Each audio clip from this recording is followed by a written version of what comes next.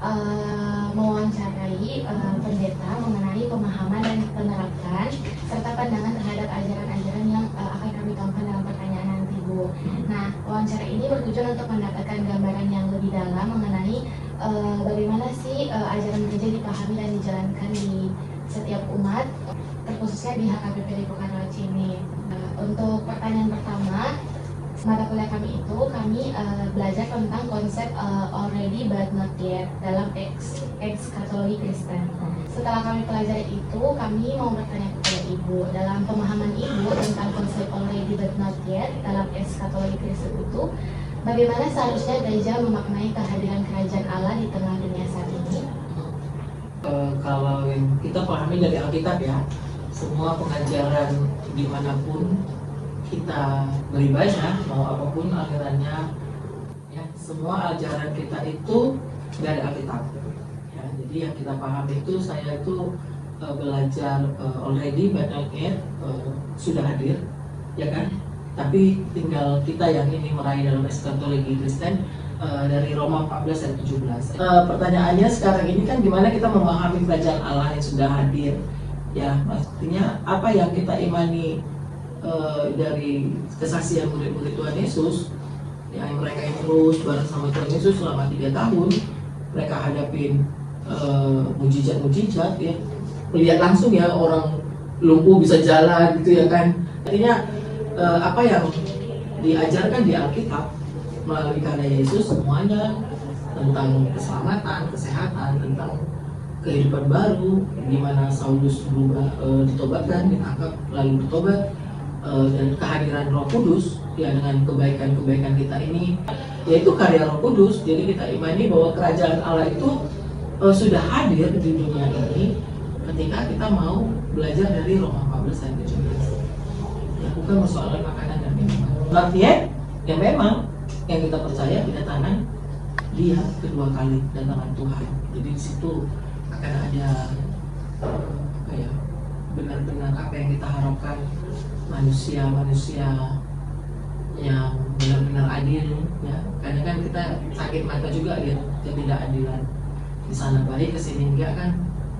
Jadi konsep eskatologi yang kita percaya bahwa kerajaan Allah itu hadir ketika kita mau, ya bukan harus surgawi ya, gambaran surgawi semua ketawa-ketawa aja.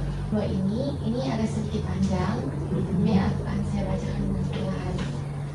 Dalam konteks pelayanan sekarang, seringkali muncul tantangan untuk gereja dalam menselaraskan antara mandat penginjilan atau pemberitaan firman dengan mandat sosial dalam merespon kemiskinan dan ketidakadilan secara sistemik.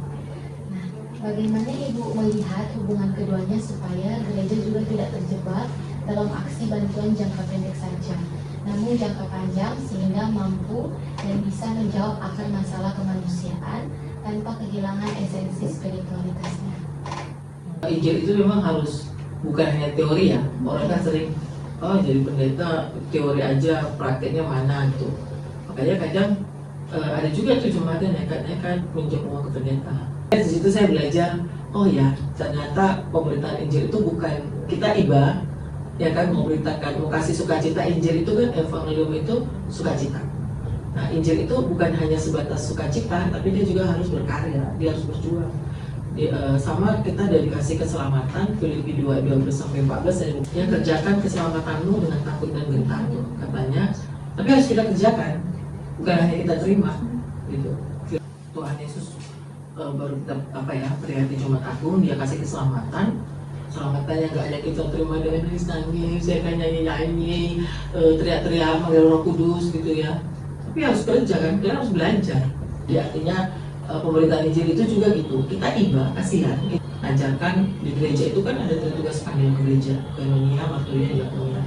Diakonia ini yang besok orang sakit, ya, bahwa orang sakit itu bukan hanya didoakan aja, dia harus bergerak gitu untuk dirinya, bukan dikasihani. Ya, jadi pemberitaan Injil itu kasih sukacita, tapi juga bongkar mindset bahwa kalau kau mau sukses ya harus berkarya, karena kita disuruh kayak Amsal ya, kita Amsal 6 bekerja seperti semut kan gitu ya. Artinya ada jangka panjang. Oke, kita kasih sumbangan contohnya beras, itu kan karitatif ya, jangka pendek. Tapi untuk jangka panjang ya pemberdayaan ekonomi. Ini ada pertanyaan terakhir, yang pertanyaan yang sudah kami berikan barusan. Menurut Ibu sendiri, apa saja contoh konkret yang dapat gereja lakukan untuk menghadirkan nilai-nilai kerajaan Allah secara nyata di tengah masyarakat zaman sekarang tanpa kehilangan kepada kefokusan Injil? Di kerajaan Allah itu damai sejahtera ya. Contoh rumah tangga. Ketika kita menghadirkan kerajaan Allah, tujuannya untuk damai sejahtera, bahagia. Nah, dalam di gereja juga, gereja itu juga memfasilitasi konseling rumah tangga. Contoh KDRT, ya, itu ada undang-undang kan dari pemerintah, Undang-Undang Nomor 23. Oh, di situ saya nanti deketin dia ceritanya apa. Ya, artinya itulah tugas kita untuk menertibkan pengajaran yang benar di tengah-tengah gereja AKBP. Ya, terima kasih karena sudah membantu dalam pengerjaan kuas kami. Sebelumnya terima kasih atas kesempatan meluangkan waktu bagi kami. Mungkin kita masuk Ibu di pertanyaan pertama. Jadi dalam pertanyaan pertama ini kami ingin menanyakan pemahaman Ibu sendiri mengenai konsep already but not yet dalam eskatologi Kristen. Bagaimana seharusnya gereja itu memaknai kehadiran kerajaan Allah di tengah dunia saat ini, Bu? Iya, gereja memaknai tentang kerajaan yang sudah ada ya, sudah ada dan sudah hadir. Sebenarnya di tengah-tengah dunia ini, dan gereja ada karena melalui pelayanan Yesus. Semuanya dia lakukan menjadi suatu teladan supaya kehadirannya di tengah-tengah dunia ini mengikuti keteladanan tersebut. Nah, dalam situasi dan kondisi kita tahu bersama bahwa melalui kehidupan di tengah-tengah dunia ini tidak mudah untuk menyampaikan tentang kerajaan Allah. Jangankan berbicara tentang kerajaan Allah, Yesus Kristus pun masih dipertanyakan. Sehingga ketika hal tersebut dihadapi di tengah-tengah tantangan dunia yang masih menolak dan meragukan dan mempertanyakan keberadaannya, di sini kuasa Allah akan tetap memerintah. Kuasa Allah tetap bekerja lewat gereja-gereja yang tetap mengabarkan, memberitakan tentang keberadaan dunia, yang dimana dari tugas dan tanggung jawab setiap orang yang mau bekerja untuk Tuhan, mau melayani, dan lewat kehidupan pribadi-pribadi. Gereja ini kan kita tidak berbicara soal gedung ya, benar kan? Tetapi gereja dipahami sebagai gereja yang hidup, gereja yang bergerak ya, menjadi satu persekutuan yang tetap berjuang menghadapi realita kehidupan dosa di tengah-tengah dunia. Sehingga dalam ketegangan already but not yet ini, gereja harus terus berupaya ya, berupaya memperluas pemahaman tentang kerajaan Allah di tengah-tengah pergumulan yang tetap dalam pengharapan, dalam janji yang akan digenapinya. Artinya tidak boleh ada kata putus asa ya, tidak ada kata bahwa tidak sanggup.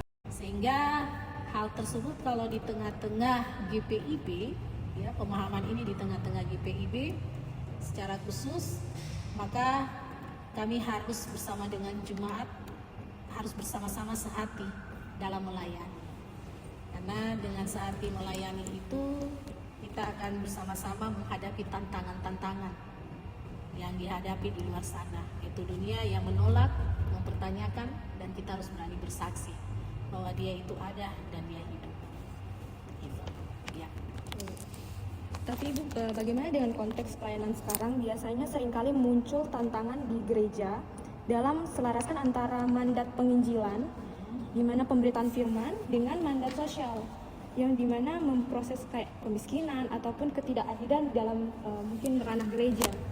Jadi bagaimana Ibu melihat hubungan keduanya itu supaya gereja juga tidak terjebak dalam aksi bantuan, tapi juga mungkin dalam jangka panjang, tapi tidak menghilangkan di mana aksen dari rohaninya. Iya, untuk hal tersebut di mana gereja apa yang harus dia lakukan ya. Ya, gereja itu harus punya prinsip. Gitu.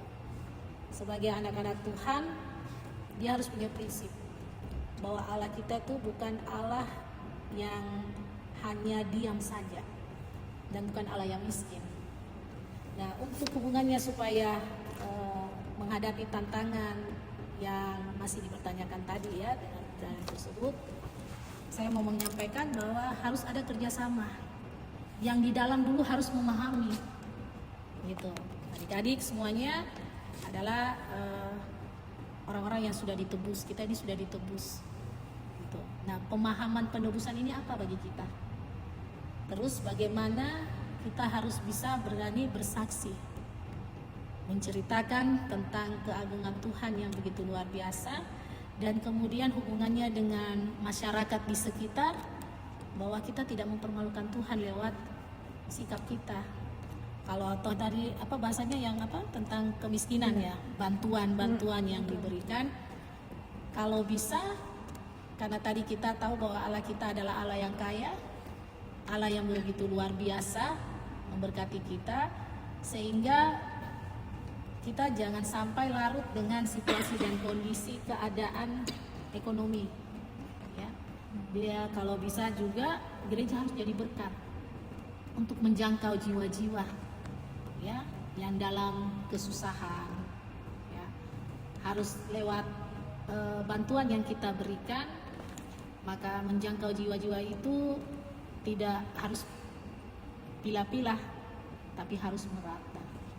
Ya, sehingga dari apa yang kita buat menjangkau orang-orang yang membutuhkan pertolongan kita, di situ gereja hidup. Karena gereja itu tidak boleh diam. Gereja dia harus bergerak, dia harus bertumbuh, dan dia harus menjadi berkat. Supaya apa yang kita capai, yang kita ingin capai, apa yang ingin kita capai, itu adalah kita minta Tuhan untuk berkati. Yang penting menjalaninya dengan ketulusan. Sehingga untuk menghubungkan semuanya itu antara gereja dengan keadaan dunia, masyarakat di sekitarnya, kembali kepada panggilan diri kita masing-masing. Nah, tanpa mengurangi nilai-nilai kerohanian ya dalam diri masing-masing, menurut saya bahwa kembali kepada pribadi, bagaimana dia memaknai berkat Tuhan yang dia terima untuk menjadi berkat. Maka itu gereja tidak hanya untuk mau menerima, tetapi dia harus memberi. Karena itu adalah tugas dan tanggung jawab kita. Tuhan tempatkan kita di tengah-tengah dunia ini, bahwa ketika kita diberkati, kita harus menjadi berkat. Ya, tanpa ada unsur-unsur mau paksaan ya, maksudnya dalam tanda kutip bantuan-bantuan itu supaya orang bisa masuk Kristen. Tetapi kita memberi karena kita diajarkan tentang kasih. Baik, Bu. Ya, selanjutnya kalau dari dua pertanyaan yang sudah tadi ditanyakan, menurut Ibu Pendeta sendiri, contoh konkret seperti apa yang dapat gereja lakukan untuk menghadirkan nilai-nilai kerajaan Allah yang nyata di tengah masyarakat zaman sekarang? Jadi konteksnya zaman sekarang tanpa kehilangan fokus pada pemberitaan Injil. Ya, kita hargai saudara-saudara kita pada saat mereka merayakan hari keagamaan mereka. Seperti ketika mereka berpuasa, saudara-saudara kita yang non-Kristen, ya, saudara-saudara kita yang Muslim, ketika mereka berpuasa, walaupun kita ada acara sering gereja makan-makan ya, ada syukuran dan lain sebagainya, ya kalau bisa itu kita batasi, gitu, supaya tidak menimbulkan sesuatu makna yang tidak menghargai. Dan kemudian kita berikan ucapan lewat apa itu namanya? Bukan spanduk-spanduk ya, ucapan selamat hari raya Idul Fitri ya, itu seperti itu. Mungkin itu saja Ibu 3 pertanyaan yang kami berikan, soalnya sudah mencakup untuk proyek kami. Terima kasih untuk waktu dan Ibu juga jawaban. Kiranya jawaban yang Ibu berikan tentu menjadi manfaat juga serta wawasan bagi kami yang hadir pada saat ini.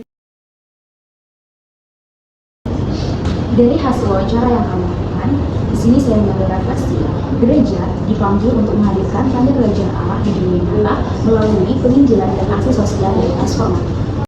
Secara konkret, gereja dapat menghadirkan nilai-nilai pelayanan kerajaan Allah yang holistik melalui pembangunan komunitas yang inklusif, melakukan pemberdayaan di masyarakat, dan tetap setia pada firman Tuhan.